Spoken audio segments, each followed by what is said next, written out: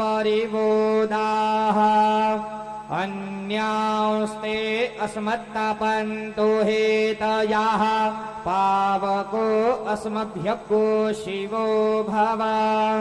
चतुष्कोणमण्डलं गुरुत्वा तदुपरि नैवेद्यपात्रं निधाय गायत्रीमन्त्रेण पात्रान् सम्प्रोक्ष्य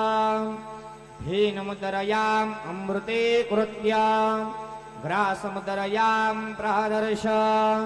सत्यन्तवरदेन परिषिञ्जामि नैवेद्यं निवेदयामि ॐ प्राणाय स्वाहा ॐ अपानाय स्वाहा ॐ व्यानाय स्वाहा ॐ उदानाय स्वाहा ॐ समानाय स्वाहा ॐ ब्रह्मणे नमः नैवेद्यमध्ये पानीयं समर्पयामि पुनर्नैवेद्यं निवेदयामि ॐ प्राणाय स्वाहा ॐ अपानाय स्वाहा ॐ व्यानाय स्वाहा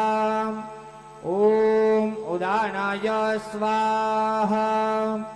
ॐ समानाय स्वाहा ॐ ब्रह्मणे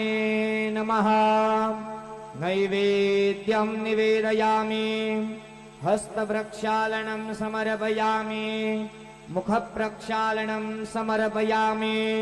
सद्गुरु साईनाथ देवताभ्यो नमः प्रार्थनापूर्वकं नमस्कारं करोमि तथा च मंगल आरार्य दीपं दर्शयामि।